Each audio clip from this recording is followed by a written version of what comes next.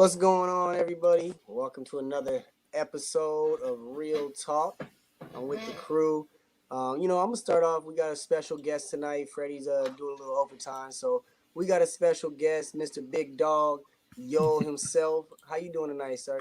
What's up, guys? Good to be in the spot with the Real Talk crew, man. It's good to hang with the boys. How you guys doing? Oh man, we Wonderful. good. We good. It's our pleasure to have you, man. No All doubt. right, all right. As we say on my show, let's bring it.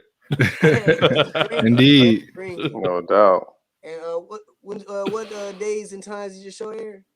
Bring it is on Mondays at 8:00. We're on before you guys on Monday nights. Perfect. So y'all heard it here. Switch over right before us so that you ain't got to change the channel. Just That's right. Boy Sports all night. And then down. Oh, I got switched around. But down to the bottom right, we got my main man, Kenny. How you doing tonight, bro?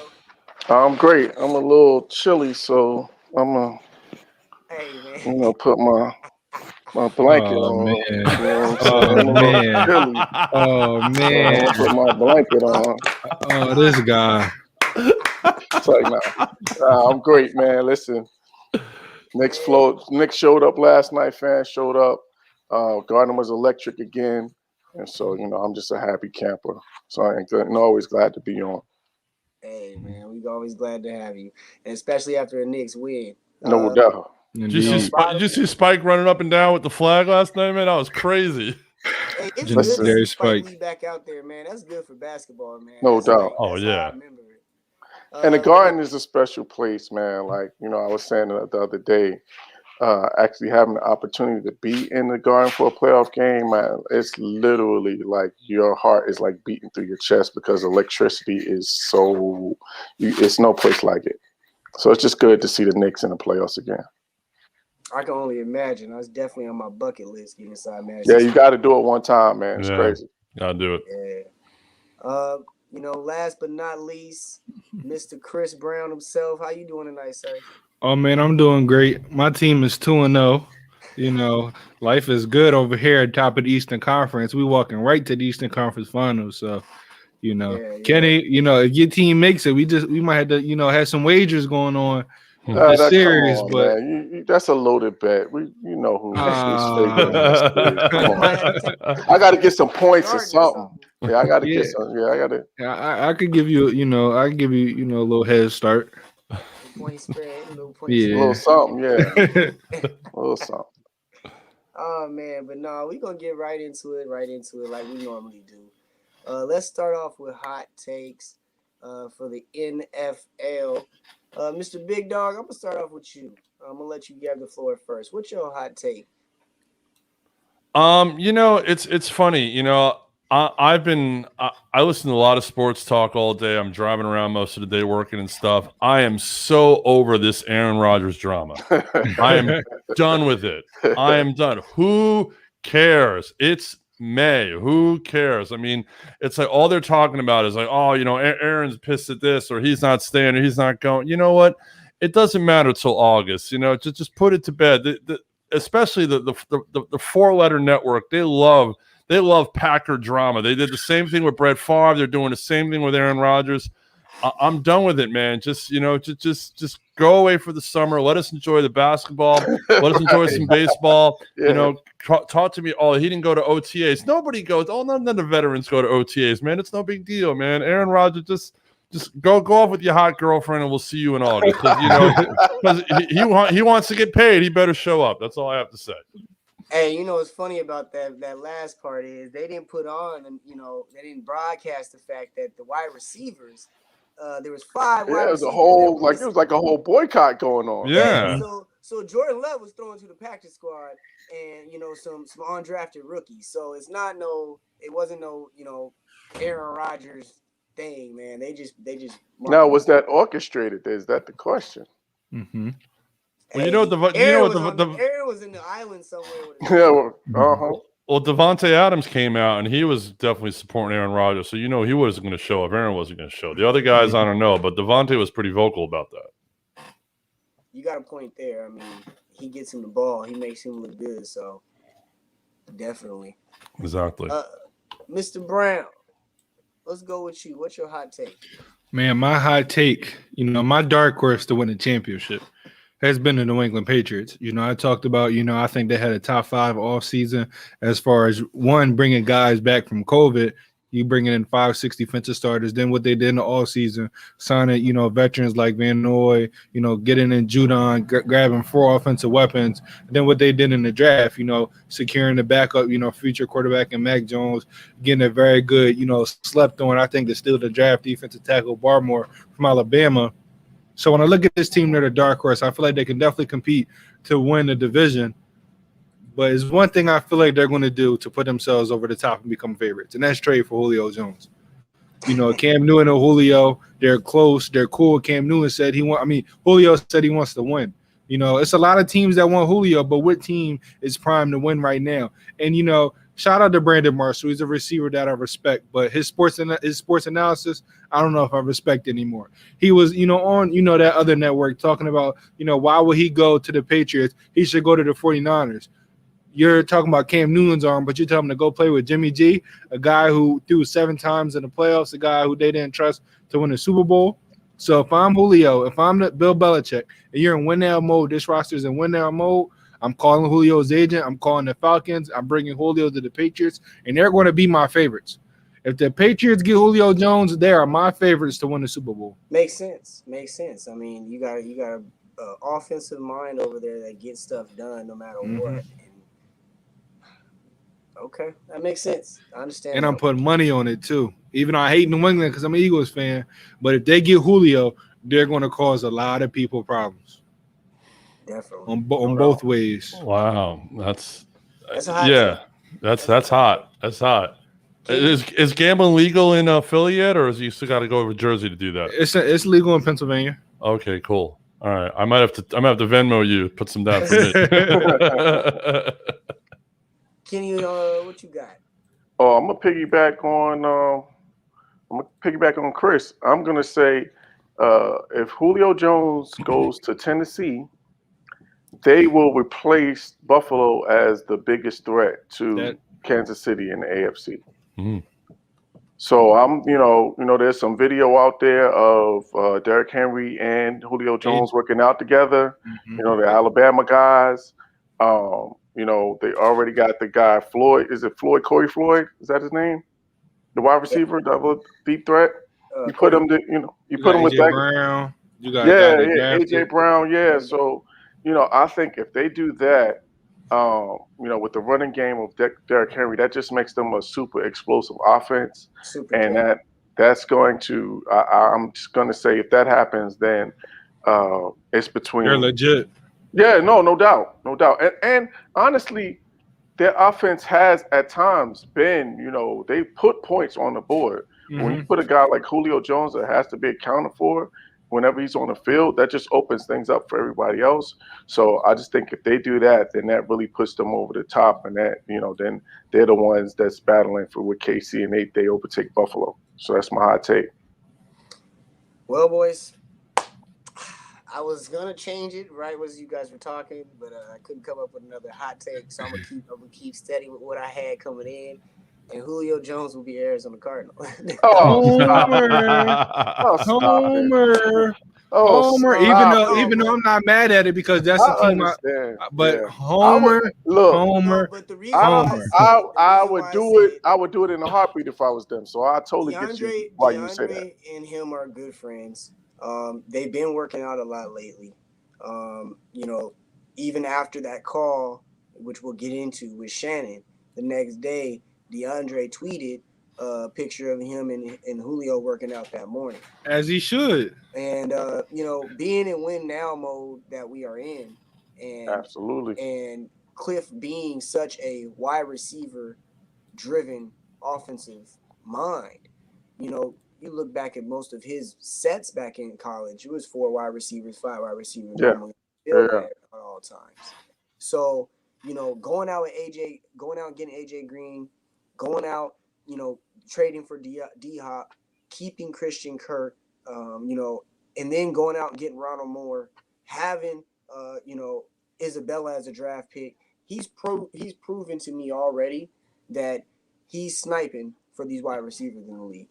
He's sniping, man. If there's a possibility and a chance, and let's face it, we look at the way this year's draft went. Was there anybody on the board in the second round that was equivalent to DeAndre Hopkins? No. So giving up that second round pick was okay. So as long as we're not giving a first next year, because we are in such win now. That's what they're asking for. They're asking for a first. The price they asked for a first originally. Most of the price has been around second. There have been a couple offers for a first. Teams will give up a first, and the Falcons are going to do what's best for them. I won't be terribly mad at it. And if I'm the Falcons, I would hold because you're rebuilding, so you gotta hold out for that first. Hold out for a first. Yeah. Philly, we got 3 next year.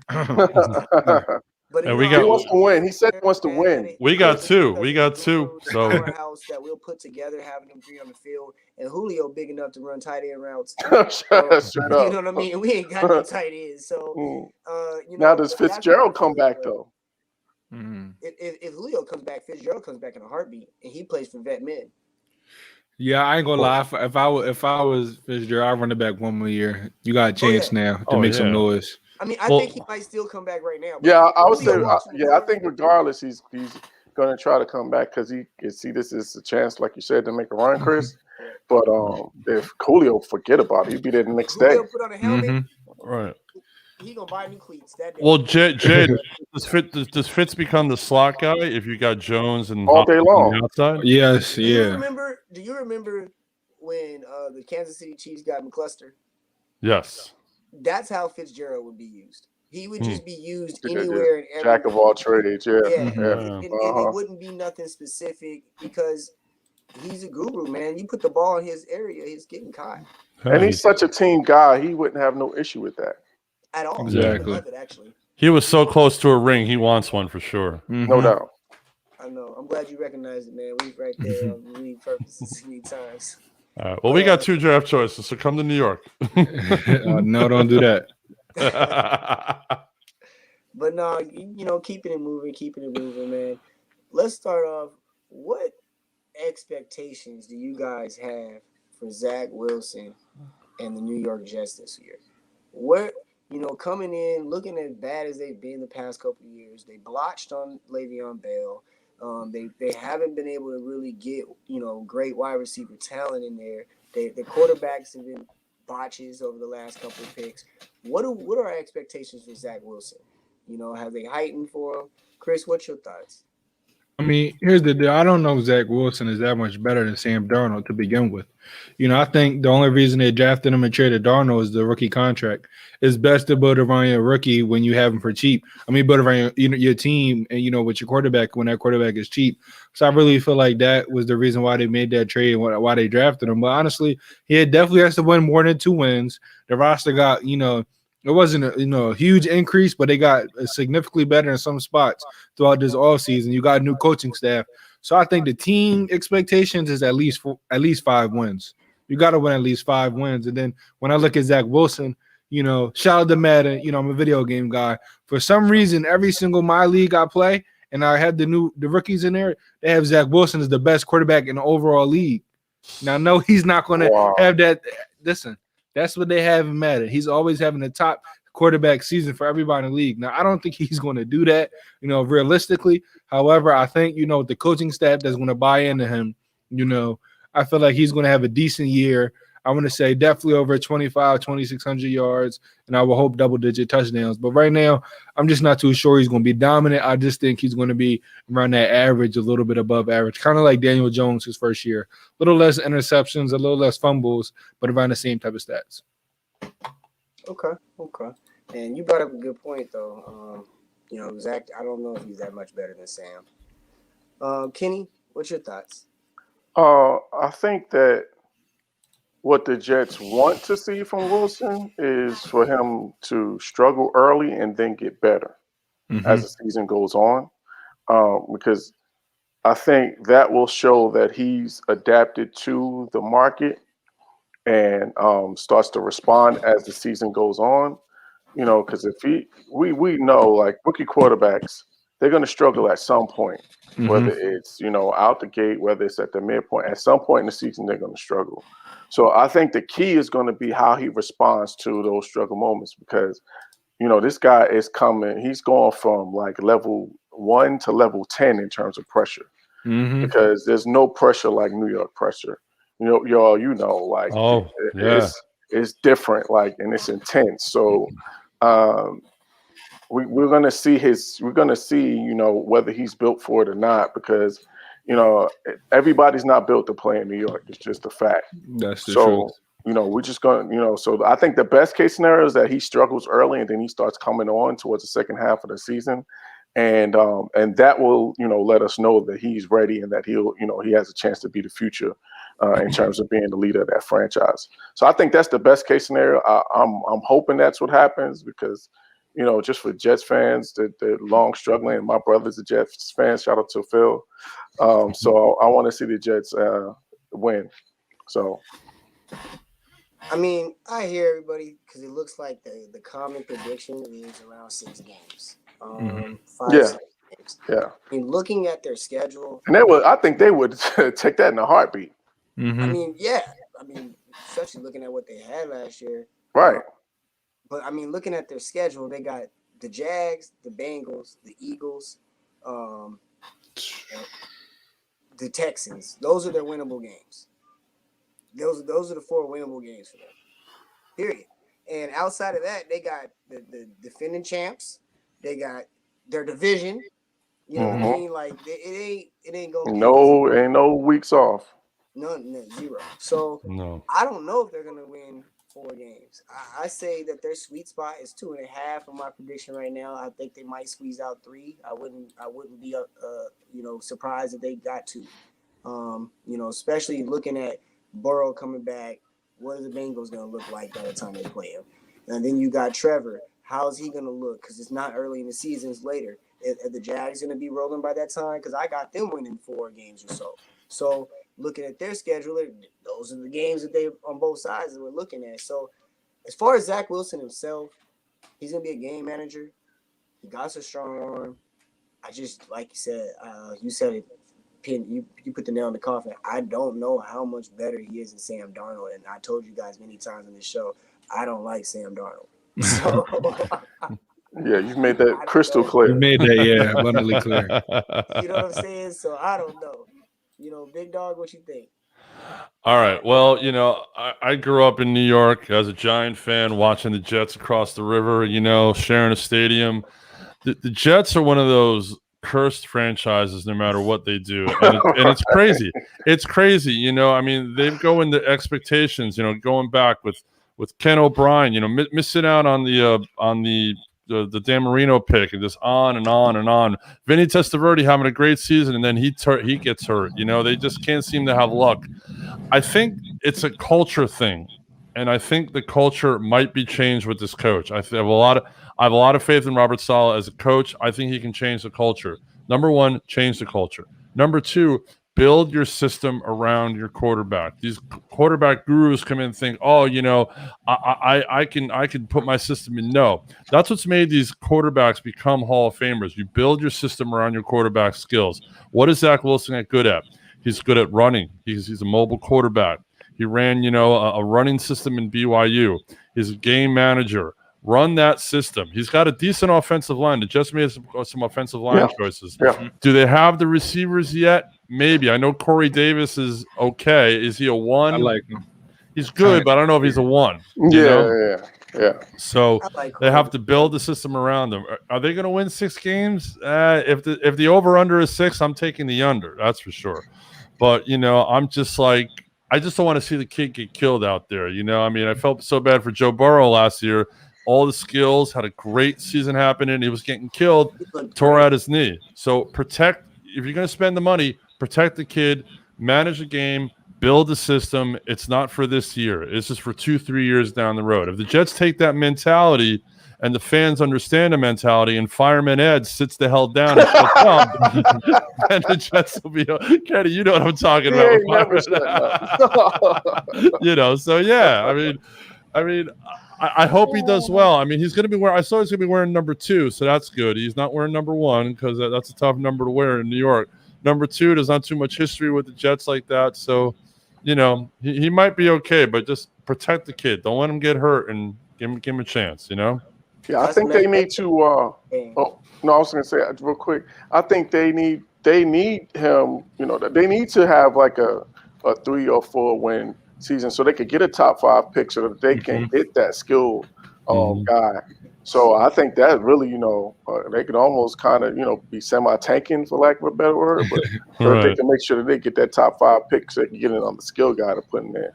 Exactly. The good thing though, Kenny, they're in the perfect division where they ain't gotta pretend. No, That is true. No, they got 3 L's coming in their Yeah. division. They definitely got Yeah. those coming. So we they're halfway there. But mentality, that brings me to my next question for you guys, Mr. Shannon Sharp. The infamous phone call. When a joke goes wrong. Kenny, I'm gonna go with you. I'm gonna start with you. Was he wrong for that? Absolutely. Like you can't be on live TV, having a private conversation that is being recorded.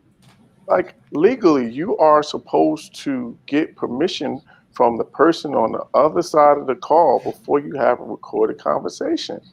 So he just was trying to be funny because, of course, he's always trolling us Cowboys fans and cringe, trolling Skip. So it's just one of those cases where a joke went wrong. Like, you can't do that. So he was definitely in the wrong. Now, was it funny? Yeah, it was funny. Yeah, it was funny, but now you're going to have to deal with the consequences of it because, like I said, you're dealing with the legal matter. You can't, you're having a private conversation being recorded. So it was definitely wrong. Yeah, I 1000% agree. He should have let it be known. I don't think he would have asked the questions as directly as he asked them if he would have let it. Yeah, he just waited too long. Like he let them know, but they was already in the conversation. Yeah. And then Skip. The other part on that whole scene was when Skip went to say something and he caught himself. So that's how I know, the situation was just not set up right. It was the malice. I mean, I don't think he was malice intent, but it definitely was set up wrong ethically. Ethically, it was wrong. Chris, what you think? I mean, me being in school for journalism, I saw a lot of, sports journalists on social media saying, a couple of things. One, I saw, somebody tweet that it's crazy now that access means more than ethics because that was just bad, but a guy, Hall of Famer, top 10 tight end of all time, got a lot of respect, is able to call somebody live on TV, having a conversation that he's not supposed to have. Like, it admit, nobody would say anything if he said, Julio, we're live right now. Let me ask you a question. That's all he had to do. Nobody would say anything. But Unc, how he is, being Unc. I mean, he acts like, he the Unc. He acts like all my Uncs. Yeah, he leaning back like this on the phone, like, yo, bro. You're live. You're representing, Fox Sports. You're not, representing Shannon Sharp, but understand, with Fox Sports, you signed. Now, yes, he hasn't, you signed Shannon Sharp for a reason, for the entertainment. And he's been very entertaining. And that's what keeps that show alive is him being entertaining. But it's a line you don't cross. It's a line you don't cross. And he kind of crossed that line. So it was just bad to watch because I know he didn't mean anything bad about it. He was just that entertainment value. He was just being himself. I just don't think he understood, what was at stake. And so if I was Skip, a guy that you study journalism, you've been in this game a long time. Right. Obviously, the former athletes, they don't have the training. Yes, they learn over time, but they don't know some of the things that you learn. Like when with me taking 6 journalism classes, you don't learn that type of stuff when you're an athlete. You just hop right in the gate and go rolling. So if I was Skip, if I was the moderator, I'd have ended it. I would have looked at the producers. I would have went to commercial if you knew it was going to be that big of a deal. So if they're about to face a lawsuit, for everybody blaming Shannon, yes, we understand he did the wrong thing. But I'm looking at all the people that understand the law. And if y'all understood that and he didn't, obviously, I would have went right to commercial. Simple. I would have said, hey, Shannon, no. I would have went to commercial immediately and explained to him. So when the more context comes out and the backstory comes out, I'll have more thoughts. But right now, it just, like somebody said, it's crazy now that access means more than ethics. And you know, like you said though, man, but Skip knew what he was doing. Like I said, That's the point. Like as a journalist, he should have stepped in and been like, should have "Yo, ended that conversation immediately." yeah, we're not doing this here right now." He gets like a child when his adrenaline rushes. Oh. Skip gets like a child, and he's like, you know what I mean? You could see it in that moment. That was one of those moments for Skip. So well, it's all that Mountain Dew he's betting with Shannon. I mean, come on, what do you expect? I'm all hopped up on Mountain Dew. What do you expect? All right. Number of thoughts here. Number one, obviously, as we're learning, this was not set up. This was spur of the moment. We thought it might have been set up the way he was like, "Hey, Shannon, what's up?" You know, and we kind of knew that. So, all right, it wasn't set up. Number one. Obviously, Shannon's not a journalist. He's just calling one of his boys that are playing football. And these football players like, "Hey, I got a boy on this show. I'm going to get my message out, you know, whatever." And these players want to get their message out through the media no matter what, because these players, you know, they've got their own agendas. Julio Jones has got an agenda. Aaron Rodgers, everyone's got an agenda, you know, so they're not thinking about exits. They're thinking about getting their word out like, "Hey, I don't want to be here. I'm out of here. Trade me," but, you know, blah, blah, blah. Should Skip have stopped it? Yes, but you know darn well they're also thinking, "Wow, we've got the scoop. We've got the story. It's all about ratings. We're talking about it, and we're going to tune in tomorrow morning to see what the repercussions are." So they're thinking they're thinking big picture. All right, ethically might not be right, but we're getting ratings, we're getting viewers, we're getting tweets, we're getting it. Yeah, I mean. Yeah, Fox can pay that fine. You know that deal. You know, I mean, you know, there's other journalists, you know, guys like Schefter and Glazer, who, you know, have skimmed the line to get leads and hot takes and all that stuff. And, you know, so that's how I basically look at it. I mean, and it's as Chris said, ethically and according to the rules of journalism, completely wrong. But you know what? It happens nowadays because of social media, because of news media, because of, you know, and if it wasn't that outlet, it would have been another outlet. It would have been, you know, on another show or whatever, and that type of thing. So, yeah, it's wrong, but you know why it happened. Exactly. Yeah, no, I agree with everybody. The ethics were thrown out the window for real. Which QB has the best chance of being started by the end of the season? We got Trey Lance, Justin Fields, or Mac Jones. You know, I'll go with you first, yo. All right. Well, you know, it could be any one of them. And the reason it could be any one of them is because of injuries. You know, Jimmy G can't stay healthy. Fact. So if Trey Lance is the backup, he's going to play. You know, Andy Dalton, I mean, I think I might be faster than Andy Dalton. So, you know, so that kind of thing. So he might blow his knee out again. So Justin Fields will start. But I think Mac Jones is going to start. He might even start game one. If he outplays Cam, if he outplays Cam in preseason, don't be surprised, man. Belichick's not married to Cam. He signed Cam out of convenience because he thought, all right, he was the best player available. I got to have somebody. But Mac Jones fell into his lap for a reason. There's a reason, and it's like karma all of a sudden, you know, that he's got his new quarterback. Don't be surprised if Mac Jones is starting right away. It wouldn't surprise me. I mean, he might not, but it wouldn't surprise me if he did. So I think he's got the best shot at it. I'm a trip him coming out the tunnel if that's the case. Kenny, on you. What you think about this? Who you got? I got Justin Fields because their job's on the line. Like, they can't mess up two quarterbacks. You can't act, especially, you know, coming off of old boy, and then you pick two quarterbacks as your franchise quarterbacks and you miss on both. There's no way those guys are going to keep their jobs if that happens. So I think they're going to do everything that they can to make sure that he's successful. You know, whether it's simplifying the offense, you know, his reads, making his reads, you know, easier, whatever the case may be. Even what you were talking about, Yoel, just, you know, tailor-making, you know, making an offense around his skill set. You know, what a good coach should do is, you know, tailor their offense around the skill set of their players. So I think they do that, and I think Justin Fields is going to be the one that is starting at the end of the year, because if he's not, then they're both getting fired.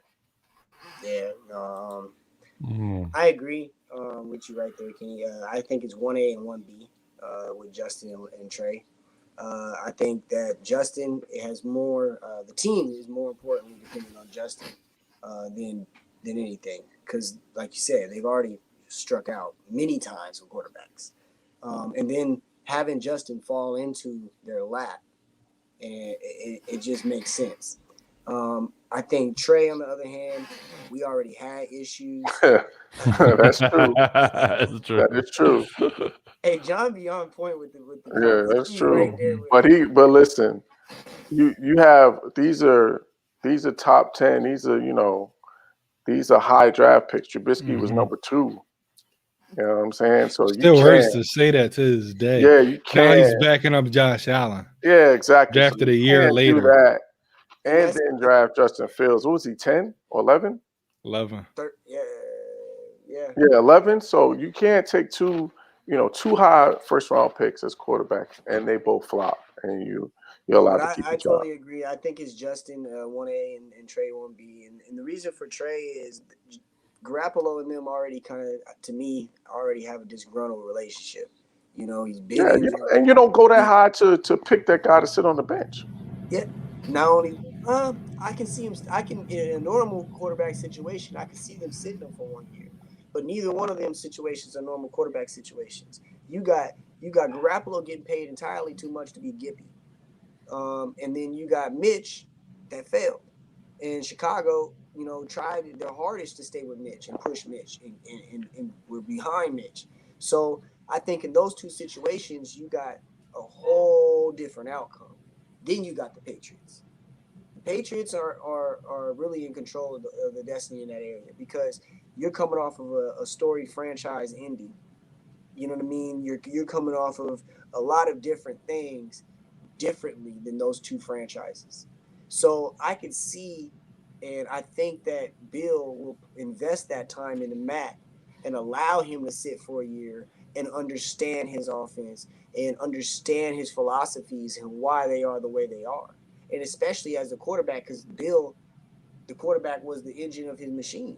So, I think I can see Mac, no matter what goes on, I can see Mac sitting back with martini and a straw and a visor on, Yeah. 17 games. Being I just don't the see that for those two. co-offensive coordinator. Yeah, exactly. You know what I mean? So that's my opinion on that. I think it's 1A and 1B with Trey and Justin. What'd you say, Chris? For me, I just said I felt about the Patriots earlier. So Mac Jones had fun being that backup, being that practice squad guy. But when I look at it, I said whoever's getting drafted to San Francisco 49ers is going to have a Patrick Mahomes type year. You remember Patrick Mahomes was drafted to the Chiefs and sat behind Alex Smith, a veteran with experience in the league. And the next year he was ready to take over and he was ready to dominate. So when I look at Trey Lance, they're not, they don't have to rush for him to be the starter, because Jimmy Garoppolo is not going to lose you games. We saw when he was fully healthy. They walked right to the Super Bowl. When he was fully healthy, they walked with him right to the Super Bowl without him being a quote-unquote prototypical quarterback. So if they were to have that same type of success, I don't see them rushing to get Trey Lance on the field. The only way I see Trey Lance on the field is if Jimmy G gets hurt, because this dude has a terrible injury history. But if he's healthy, regardless if he's throwing 12 times, regardless if he's throwing 18 times, 21 times, he's going to be that starting quarterback, because they're going to have W's in the column. So when I look at Justin Fields, like Kenny said earlier, the coach and the GM jobs are on the line. They can't afford to not make the playoffs. They can't afford to throw out Nick Foles and Andy Dalton and watch them both throw 4 interceptions a game. They don't have that type leg room. So, yeah, they might play the first, 5-6 games, or once they show, and I feel like they will, because that's been them for the past couple of years. Once they show that they're not legit starting quarterbacks, Justin Fields is going to take over, because for them, they had 2 options this offseason. It was trade for a legit quarterback, and that was Russell Wilson or Deshaun Watson or Aaron Rodgers, or it was draft a legit quarterback, and they did that with Justin Fields. So in that case, I feel like Justin Fields has the best chance to start, and the other 2, I really feel like it's only going to come down to, knock on wood, injuries, and I wish no injuries on nobody. Absolutely. Yeah, no, definitely. I agree with that. Let's move on to basketball. Let's move on to basketball. And Jay, I'm coming to you first because you know how we start basketball topics. We start them with the NBA hot take. So Jay, what you got for us? NBA hot take. Oh man, this is a rough one, but I called it. I think that Miami, after watching this series, they're gonna lose out. Oh yeah. We're Ain't gonna see no, a totally Yeah, they're different, ain't done. no question about that. we're gonna see a totally different Miami next year. Duncan Robinson won't be in Miami. I'll be surprised. If we see Dragic around, we'll see. I think it's Jimmy Butler, Tyler Hero, and Bam. Bam. After that, I don't know who stays. I don't know if Andre Iguodala will be there. Yeah, he probably retires. Oh yeah, I he's don't. done. I don't put Miami in the playoffs next year. Wow. Well, me, since my hot take is dealing with the same team, but it was the complete opposite. I think Miami is going to come back next year better than ever. You know, when I look at their roster, you know, they messed up signing Miles Leonard over Jay Crowder. You know, I don't, usually see Pat Riley making bad moves like that. I think next year with the amount of money they're going to have in free agency and all the free agents that's available, and people understand the Miami way and see how they're a roster that's really not that good, but they were they were able to overcome adversity and how they're really one piece away. Like if they had Victor Oladipo, not saying they'd be up, 2-0, about to be up 3-0, but it'd be a tie series and it would really go 7. They're missing that guy that can really score at all 3 levels, give you 23 plus. And so when I look at a lot of free agents, a lot of guys that, are having bad playoff series, Kawhi Leonard, who's going to be available, and Kawhi wanted to play with Jimmy more than Paul George anyway. Look out for that. Look out for Victor Oladipo. They might be able to get him, re-sign him for the low, coming off the injury, and he wanted to be there and still try to make a move for Kyle Lowry. So when I look at the Miami Heat, the culture, the coaching staff, the consistency over there. I look at superstars that want to win and they're going to franchises like Kawhi going to the Clippers that have a history of losing. I think he's coming east, and I want to be surprised if the Miami Heat get some big name free agents this offseason and next offseason. They're going to be, I'm not going to say they're going to be in the finals because I'm a Sixers fan. I'll say that makes some noise. But I think I'm the opposite of you. I think Miami is going to revamp that roster, add, stop with all the old veterans like Andre Iguodala. I love you. I love you. Fan forever. Your posters, is right here. I don't feel like getting up and get it, but he's gone. I think Dragic stays. There's no way they get rid of Duncan Robinson, but I think they're beating themselves up for thinking Tyler Hero was a better fit. They have. I think they're gonna have to do something. They're going to do. You got 2 of the same type of players in Duncan Robinson and Tyler Hero. Tyler Hero probably puts them on the deck a little better. You're right, but that's but they're gonna have to do something to upgrade that talent.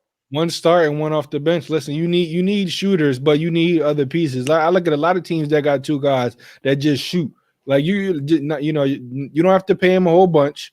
Well, they're going to have to pay Duncan a whole bunch, but they'll figure it out. I trust Pat Riley, but real quick before I give it off to you, Kenny, I think the Miami Heat are kicking themselves for not trading for James Harden, saying that, Tyler Hero's actually giving up too much.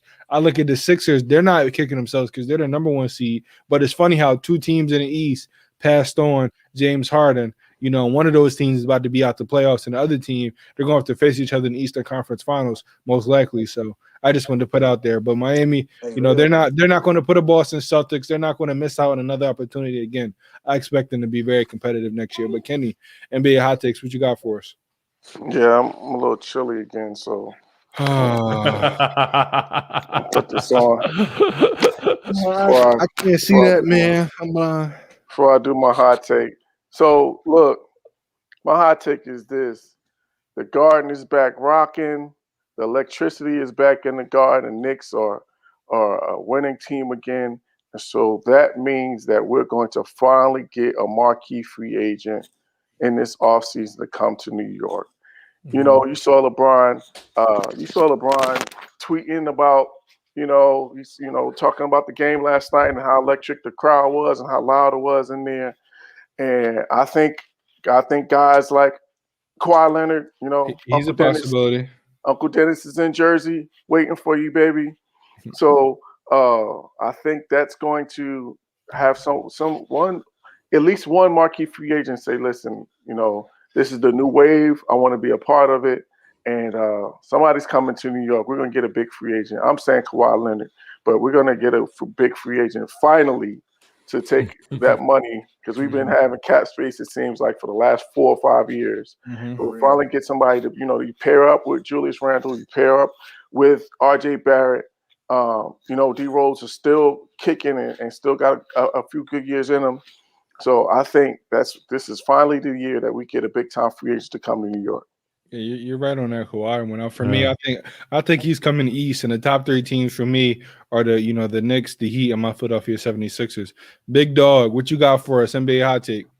All right. Did anybody watch Ja Morant go off last night? Because I did. 47. Wow. There was a stat today. He's like one of the only 5 players to score over like 40 some odd points under 21 years old. Man, people need to watch this kid play. I mean, he's not getting the pub that he needs. He is special. He has got skills. I mean, his coming out was in the NCAA tournament 2 years ago. Last year, it kind of got a little derided by COVID and the NBA wanting Zion in, and that didn't happen. And I'm not dogging Zion. Don't get me wrong. I'm not dogging Zion. Well, they wanted Zion. They did. They totally this year did. too. And don't get me started on NBA conspiracy theories. That's another show.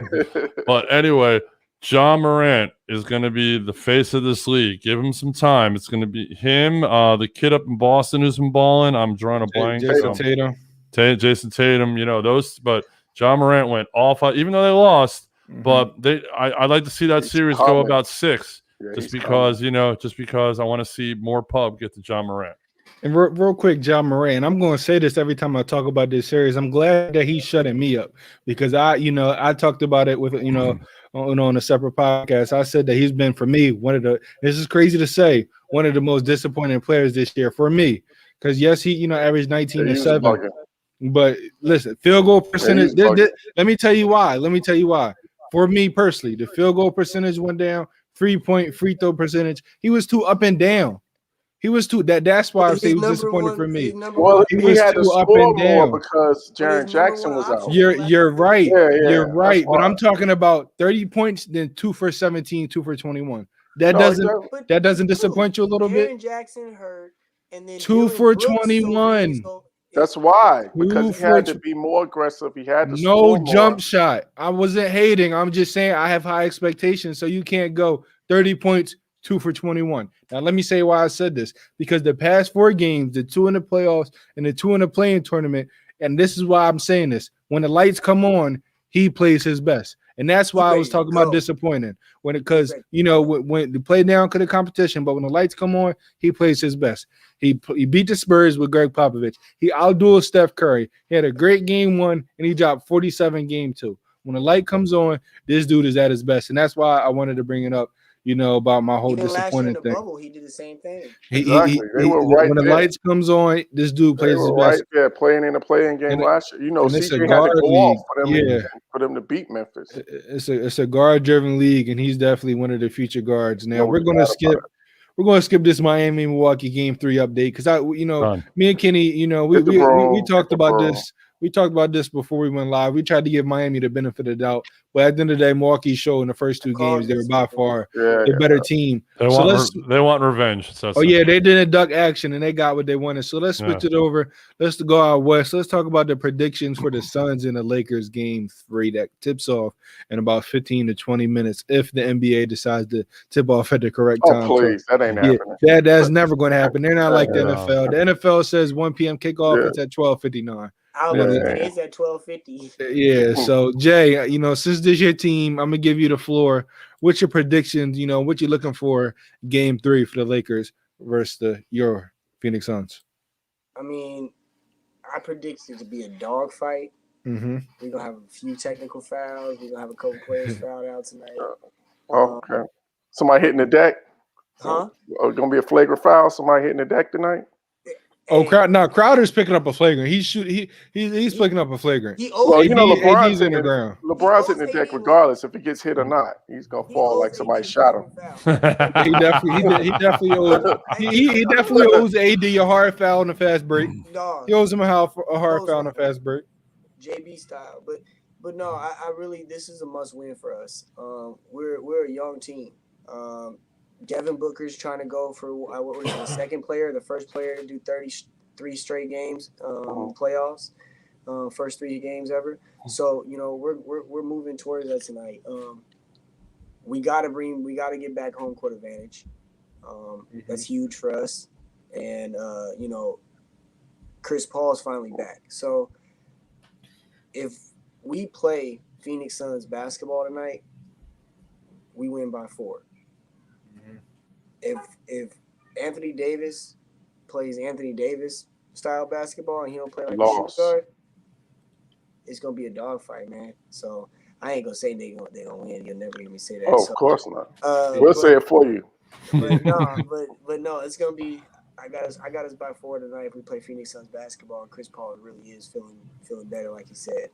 I mean, see, yes, for me, I'll go briefly. He can say he's feeling better, but we're going to see on the court if he's actually feeling better. And that's why right now I'm leaning towards the Lakers. When I'm looking at the Suns, it showed in the fourth quarter, it showed in that second half, without Chris Paul, this team just isn't the same. He's the engine. He's the guy that makes the team roll. And yes, Devin Booker, for me, the only way the Suns have a chance if he scores 35, 34, and if Ayton gives you 25. I mean, that's the only chance. But, with Jay Crowder not being able to knock down the 3, without Chris Paul, I think it's going to be hard for the Suns to be victorious. So right now I'm leaning towards the Lakers. Only Lakers, only because of Chris Paul. Because you saw, last game, if Chris Paul's healthy, they won that game. They won that game by 4. And, but without him, I think, the Lakers, it's not going to be easy. But I feel like, this first time LeBron and AD playing at home in front of the Staples Center, I feel like it's going to get them energized and we're going to see big performances. And I think the role players are finally going to step up because for me, the bench gives you 1 or 2 games of series. So I feel like the Lakers, their first time being at home, you're going to see guys like Kuzma, Caldwell, Pope, Caruso knock down some clutch threes. Big Dog, what's your predictions for game 3? Well, I mean, I want to see Phoenix win. I definitely want to see it, for a number of reasons. I'm tired of LeBron and his flip-flopping. I'm tired of I'm just tired of the Lakers. I'm just tired of it, and and it's about time. But if CP3 can play at least 75%, and can lead that team on the floor, I think Phoenix has definitely got a shot. But they got to hit their shots. They got to box out. You can't let AD dominate underneath. DeAndre's got to get in there. He's got to muscle up. He's got to body him out. He's got to ball like he balled in game 1. If DeAndre can play the middle like he played in game 1, and Booker takes some smart shots, Phoenix can definitely win tonight. But if they're not hitting off first and the Lakers get up by 10 or 12 early, turn your set off, unfortunately. Yeah, I hate to say it. Hey, about the flopping, though, the undercut that LeBron got from Chris Paul, he landed on his shoulder, and he took 32 minutes and a half to get up. and then you flip sports. Oh boy, took a whole fastball to the face and rolled over, bro, and walked the sidelines leaking. He rolled over. I mean, listen, we all know LeBron's an actor. We're not going to talk about he's not physically tough because you don't play that many years, and his body's now catching up to him. He's still on set. He's still on set. He's still on Space Jam. He's still on set for Space Jam. He's trying out for some other movies. Yeah, he's trying out for an action movie. Yeah, Kenny will agree with me on this. So when we were growing up, that wasn't a foul. That was just playing ball, right? That's it. That was just playing ball. That's all it was. I mean, I could post a thread of guys, the quote unquote generation before me doing the same thing LeBron's doing, milking the call. Oh no, it's gamesmanship, no question about it. But like I will say this, like it's kind of gone, it's kind of gone overboard because a lot of times, like in the previous generation, guys were selling calls, but they were selling calls to get and ones. Right. These guys sell calls to try to get to the foul line. They're not even trying to make shots. They're just selling calls just to get calls. Yeah. That's the difference to me. And you make your sales pitch, and if it's not accepted, you get up and you run back on defense. Now LeBron be down for 3 plays. They'll have to stop it, call the ambulance. Get a sandwich. Man, I'd be like, dude. He's milking it for all it's worth. Yeah. Listen, you got to do what you got to do sometimes. But Kenny, what you think about this Suns and Lakers game 3? Who you got? What's your predictions? Yeah, I think Chris Paul is going to determine it one way or the other. Mhm. And I got to give Jay some love. His man Cameron Payne had a big Cameron game. Payne did step up. I was going to say it. I didn't want to say it. I was waiting for you to do it. I got to give it to you. But having said all of that, can't foul out. And not only that, but I was going to say, normally role players, those guys struggle on the road. So to expect that from him again, if Chris Paul isn't able to be effective, that's asking a lot.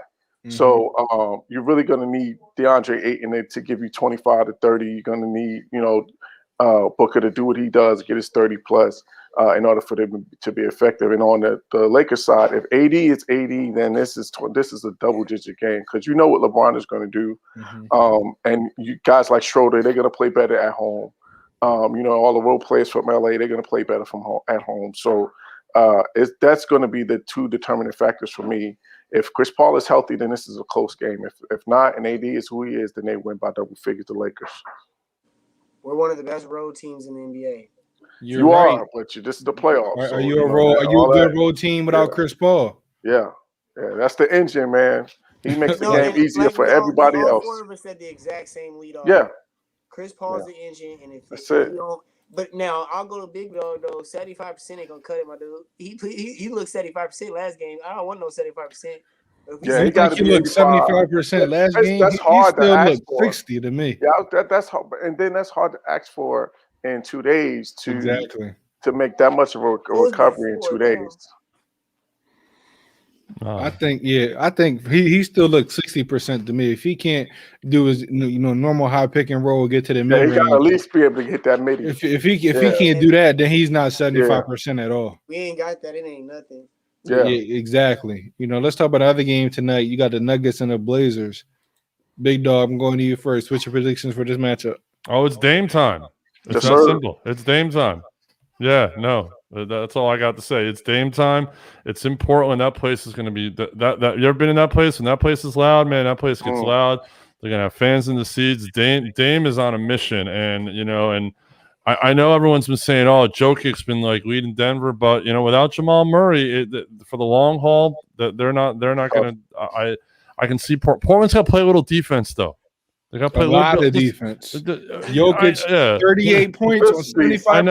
I know. Well, that's why I say a little bit because they played none the other night. So play just a little bit of defense. Hey, this is going to be 100, 120, 110, 120 point game regardless. Bet the over. Whatever the over is, bet the over. Bet the over. No doubt. But yeah, it's Dame time, man. Damian, this is his time to really step up and show America who doesn't know how good he is. How good he is, because he is top 5 guard for me. I love watching that kid play.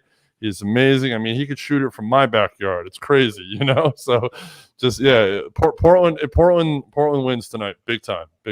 I see it. What you think, Kenny? Yeah, I agree with Portland winning, but I'm gonna add CJ to that mix too. I think CJ has a big game as well. Actually, I think him and Dame give you 25 plus tonight. Mm-hmm. And of course you're going to get, Melo coming off the bench doing his thing. And I think it's time, Nurkic's going to have to, he's going to show something. Yeah, he got to take this matchup personal because right now he's getting destroyed. So he's going to have to really show up here at home and give them, because they need that big guy. They need something from the inside to kind of match and kind of mitigate what the Joker is doing. So Nurkic he's got to show up tonight. He's got to give you at least 15, 20 tonight. And that's crazy to even think that Melo's your third option now. I mean, Melo. Carmelo Anthony. He could be fourth. Yeah. Nurkic is doing what he's supposed to do. Yeah, but just, you leave Melo over there too. I mean, there's options. They got options, man. They got options, that's for sure. Yeah, it's no problem with scoring. It's the other end. That's their problem. They can't stop nobody. Well, Melo hasn't played defense in Syracuse, so there you go. What you think about this game, Jay? What's your predictions? First off, Dame time's dropping 40 plus tonight. I can see it. Game 3 in Portland. They ain't have a hype game like this since the bubble, when he was pulling up from wherever the heck he decided. Mm-hmm. So him dropping 8 in the first half, 8 threes in the first half. I mean, now you're in Portland. Dame's finna go off. But again, I forget the character's name, but y'all know that character Charlie Brown used to carry around a blanket. Linus. Okay, Joker's line is the blanket's Nurkic. He's just dragging this dude across the That's floor. cold. That's cold. But it's a fact, though. He's cooking them. He is cooking them. Dragging this dude straight across up. the floor. And then you put in Enes Kanter, and Enes don't know what to do. Enes look lost. Well, he's just coming in there to score. He's not guarding nobody. He never played defense. He's there for offensive purposes. Yeah, strictly. No. I'm not calling Enes no defender, but Enes would stay in front of his man. He would get dunked on. He would do.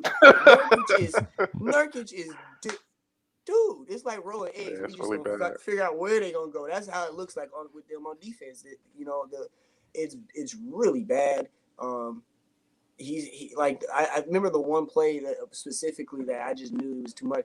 I think he did a little hop step, little hook, baby hook. It missed off the right side of the rim. Joker is slow as heck. He got there before Nurkic, tapped it, missed, tap it, missed, then tapping the left hand to go in. So you have 4 shot attempts, 3 offensive rebounds. You know what I mean? Like, come on, man. Man, you could slide a newspaper under Joker's feet when he jumps. Yeah. A toothpick. Seriously.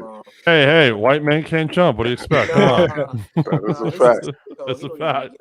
I'm living proof. Let me tell you. Yeah. But no, this is it. They really Nurkic needs to step up. He needs to be Nurkic that we know, 15 and 15. Can I get a 15 and 12, something like that? And most importantly, give me some defense. Stay in front. Yeah. Yeah, but I would say about Portland, I actually lived out there for one season when Rob was playing for the Blazers. So, real quick story. So, Tracy Murray was on that team that season. And this guy, like, I would get there early, riding when the games were riding, I would get there early. And this guy would go around the 3-point line and hit shots with both hands. So he would start one way going around with his right hand. He would come back the other way, left-handed, and would just go off on a tear, like just no misses all the way around, left hand and right hand. Crazy. Tracy Murray was a shooter for real. Yeah. Real quick on my predictions, I had the Blazers winning, but I think, CJ and Dame going for 70 combined. See, they have to go for 70 combined. The only reason CJ wasn't that effective is because he was in foul trouble. And so when I look at the Nuggets game plan, they think Aaron Gordon is going to stop Dame. He's not. But if Terry Stotts is half the coach people think he is, if he was smart, he's going to put the ball in CJ's hand and have Dame play off ball for, at least half the game and getting them some easy shots. But I think, whoever wins this game is going to be the role players that step up. Because in game 1, you got 14 and from 14 from Melo, 14 from Simons. They won. Game 2, you got 15 from Millsap. You got double digits from Morris, double digits from Campazzo. They won. I always say your role player / your bench is going to win you 1 or 2 games each series. And so for this series so far, the Portland role players won in game 1. Denver won in game 2. Now with Portland being at home, I expect the stars are all going to, fizzle out each other with Dame and Jokic, and, with MPJ and, CJ McCollum and Norman Powell, who's, the worst trade of all time, and Eric Gordon. And they're all going to fizzle out. I think he was a terrible fit for them, but I'll talk about that another time. Terrible fit. But they're all going to fizzle out each other. Next week or something. Yeah, we definitely going to talk about it. Terrible trade, but they're all going to fizzle out each other. So whoever's role players play better is going to be victorious. So right now, I'm just putting my money on Melo. I think Melo is going to have a bounce back game 3. He's going to, at times when the offense is quote unquote stalled, I hope they give him the ball, let him rock, because he's a mismatch every time he's on the court. And like I said, I see Dame and I see CJ combined for 70, and they're going off. Tonight, Hey, Chris, do me a favor. Throw that Mike Hughes comment up there real quick. I think he just ran a really great point. Mike Hughes. But no, I was looking for that. Oh, yeah. I think This one right here? Murray Yeah. D1. Dude, if that happens, Woo! look out. Oh, yeah, look out. Because Dylan Brooks can play the 3. Right. Dylan Brooks can play the 3. Right. So Yeah, we're gonna have to say that for another time because I could talk all Hey, day that's about a that. real power stick Woo, with that would Jared be Jackson at the serious. 4. A healthy Boy. Man, Jaren Jackson too. that's tough. Was Valanciunas Oh, yeah. still there? Right. Woo. Mm-hmm. Yeah, that's definitely a powerhouse. No, But but just to add, I really think that tonight's win is going to show the effects of not having Jamal Murray. yeah, Yeah. Because eventually it's going Yes, to take its toll. Like, Mhm. it's hard to replace the 20-point score. Oh man, I'm just still watching this game and looking at Tyler Hero throwing the baseball pass out of bounds. I just don't understand why they thought it was a better fit than James Harden. The bubble really got a lot of people fooled. But speaking of the bubble, this is a team right here that underperformed in the bubble, and right now they're underperforming as well, and that's the Los Angeles Clippers. Oh, boy. So, I go first on this. The Clippers have any shot at winning this series. For me, I don't even know how to answer that question. You lost, you ducked the Lakers thinking you're going to go against the Mavs and that'd be easy. And you lost both games at home. So everybody's talking about Kawhi and how he came back against the Bucks in the Eastern Conference Finals, but he had game 3 and 4 at home. He didn't lose the first 2 games at home. He lost them on the road. The Clippers lost both 2 games at home. You're going back to Dallas where the Mavericks this series are shooting better than 48% from the three-point line on the road. So just imagine how they're going to play at home. I don't even know what, for me, I blame the coaches, not the players, because there's no reason Pat Bev is playing 23 minutes and Rondo is playing 19. I Pat Bev agree. needs to be the Alfred Payton of this Los Angeles Straight Clippers up. team and playing 5 minutes a night. You bring in Rondo and he barely plays. You barely play Batum. You barely play the guys. You barely play Baca. The guys you brought in to have an impact, you barely played. So I laugh. All the players want to blame Doc Rivers, and Doc said, "Hey, well, Ty Lue is right next to me. Ty Lue's the coach right now. He's not doing jack Ain't for no you. difference. It's even worse because It's this is even the worse. first round. Yeah. Exactly. No, they don't have a coach. They don't have a coach. I don't know what's going on. If they lose this series, everything's getting blown up. And real quick about Luka, if Luka wins this series, Ooh. I think he's the best guard in the league. I think it's between. Listen, call me crazy. I'm hot Yeah, takes. you Y'all definitely hot should take. know Part 2. you should know how I feel. If he wins this series, and I like Dame, and if you asking me, Dame, Luka, they fighting for that best guard, not Steph. Sorry, Steph, because these 2 guys especially Luka, has the same type roster as you, and he the 5th seed. You're not in the playoffs. So sorry, Steph. I'm with you on that. Kristaps Porzingis missed more than half of the year. When he came back, he was a shell of I'm himself. with you. Right. Where's the All-Stars? Where's the lottery picks? Where's the number 1 pick? Where's all these guys? Where's the he's the best coach now forever, even though Rick Carlisle by far is a better coach than Steve Kerr. They have the same roster. Luka's the 5th seed. You didn't make the playoffs. Sorry, buddy. You shouldn't have been a finalist. If Luka wins this series, for me, he's the best guard in the league right now. I don't care what nobody says. Big dog. Do the Clippers have a chance of winning this series? Oh, no. No way. I mean, just look at the numbers from game 1 and 2. When a team comes into your house and dominates you like that, and then you got to go back to their house, and you couldn't stop them at home. How are you going to stop them on the road? There's something about the Clippers and that culture, and just having that name on your jersey that just does something to you, And I don't know what. I mean, yeah, Paul George showed up the other night, but yeah, there's something not right. As you said, why is Rondo only playing 19 minutes? And it just they got Rondo for a reason, and they're not using him for that reason. So it makes no sense whatsoever. But yeah, there's something about this Dallas team, man. They are just rolling. They're running hard. They're scoring. They're not missing. The Clippers are playing no defense. I mean, if they win if they sweep, wouldn't be surprised if they sweep. At this point, I think the Clippers they're in their head, and the Clippers are in their own head, and they just can't get out. So, yeah, I could see a Dallas sweep very easily. If not 4, then and they're not afraid to go back to LA to win it in 5. That's for sure. Mm-hmm. Jay, what do you think about this? What do you think about this series? Clippers got a chance? No, I mean they're gonna push it to 6. I was just talking to one of my boys earlier. Whenever I look at these, especially more so basketball and football, there's always a storyline that's going to make some money. And they see a sweep coming. The league's going to say, hey, all right, y'all, we see you got to sweep them. Hold on.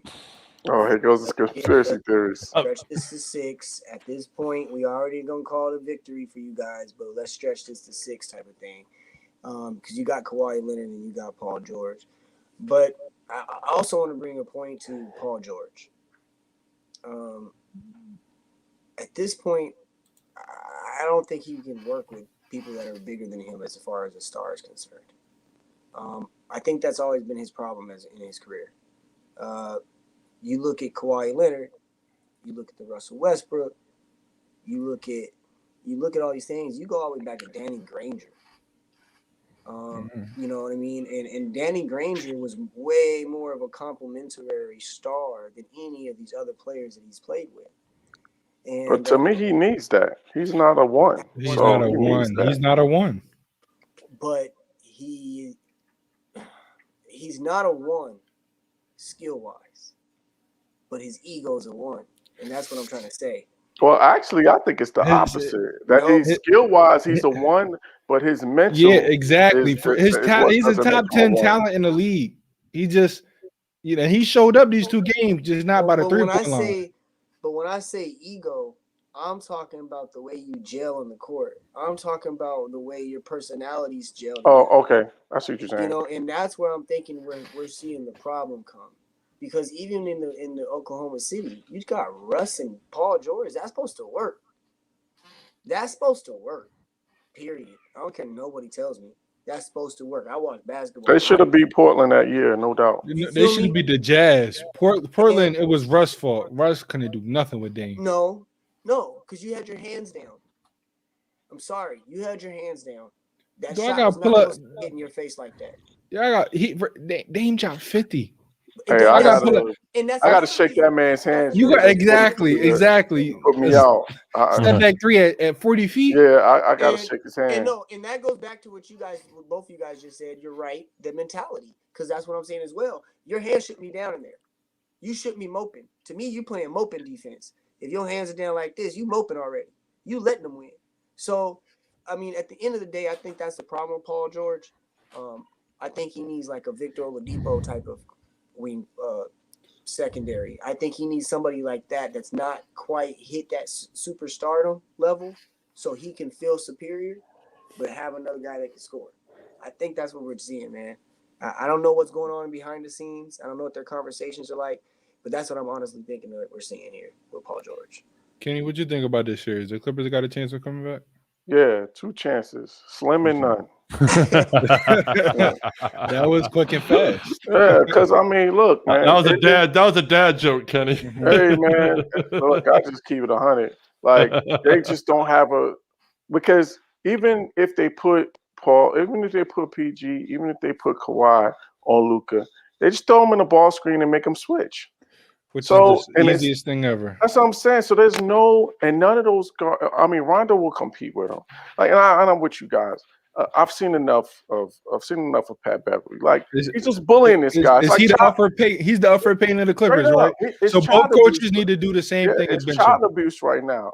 Because every time his eyes, like Luka's eyes, like get wide every time he sees Pat Bev on him. Yeah, Wow. like too Wow. too bleeping small. Like he told this dude multiple times because he just can't physically, and that's Pat whole Bev- and that's Pat Bev. That's his whole Pat MO. Bev He's overrated trying to anyway. get under. I agree, Yeah. but I was gonna leave He that need to call his alone. older brother and have him come down and He defend himself. gets up under your skin and tries to be tough and try to be physical and try to be a pest, but he doesn't affect Luka at all. Like he just because Luka plays at his own pace and he gets to his spot and nobody's gonna speed him up or slow him down. European He's gonna- basketball he got. Yeah, absolutely. So I just think that they just have no chance and they don't have no plan B. Like I don't know what they do. Like what do you do? You put Rondo and Reggie Jackson. I think the only thing that maybe adjustment they can make is put Rondo and Reggie Jackson out there for some Who are scoring. the scorers outside of Kawhi and Leonard? That's what I'm saying. You put Is Reggie Rondo- you put Jackson Reggie and Jackson at the Rondo two. creates offense, but Reggie Yeah, you Jackson. put Reggie Jackson at the 2 and you put Rondo out there as the When's the last playmaker. time Reggie averaged over 20 points a game? I'm just saying. He just dropped 15 last game. Yeah, now Come he on, can get another high. score. I think that's the only chances that. But you talking about you you talking about scoring though, like scoring double digits is scoring. If you playing 30 minutes and you're getting 10 shots, but you're giving me 15 points. That's good scoring. That's better than anybody else. I get that part. He's the only guy. He's the only other guy that consistently create his own shot without the point I was stars. making is right to Kenny. They got rid of Lou. They got rid of offense. They put everything on Paul George and Kawhi's shoulders. Everything. They brought Rondo was supposed to take them. Rondo himself can create 20 points when he plays enough minutes. Yeah, he got to play 20. He's got to play 30 plus minutes, man. I think that's the clear adjustment is you get Rondo on the court. Like they were saying that I saw something on social media where Carlisle isn't even calling plays because Rondo was calling out their plays. Like his IQ is on a different level. And he played there for one season 4 years ago. No, 6 years ago because I think it was 2014, 15. Yeah, when he first left the Celtics. Yeah. So like his IQ is on another level, and you could just tell the difference when he's out there. The shots that they get are so much easier. It's not a bunch of ISO and trying to create their own shot. He gets guys open looks, so they're gonna have. That's the only adjustment that they can make. And even if they do that, I still don't think it's enough. I think, like Joel said, the Clippers are the Jets of the NBA. They're just cursed, man. No, seriously, they're just cursed, man. They cannot they can't get out of their own way. No matter what they try to do, it just always winds up just falling apart. Was it Charles Barkley that said it? He was like, I don't know why everybody expected the Clippers. They've always been the Clippers, and they're gonna be. Yeah, Clippers gonna clip. That's what they say. Yep. Yeah, it's terrible. Terrible. Let's wrap it up. So the Suns and Lakers just started. So my guy, Jay can get to watching his team. So I'm gonna ask you guys this one answer. What's the funnest series to watch so far for you? That has you up watching every single game, every single minute, diving into it, interacting like you're at the stadium, or like you're at the court. What you got, big dog? Oh, Knicks and Hawks for sure. Knicks and Hawks. It brings me back to when I was growing up. Back in the mid-'80s, late '80s, '90s. We're at a friend's house watching Game 1, and I'm sitting there yelling at the television like I used to 20 years ago.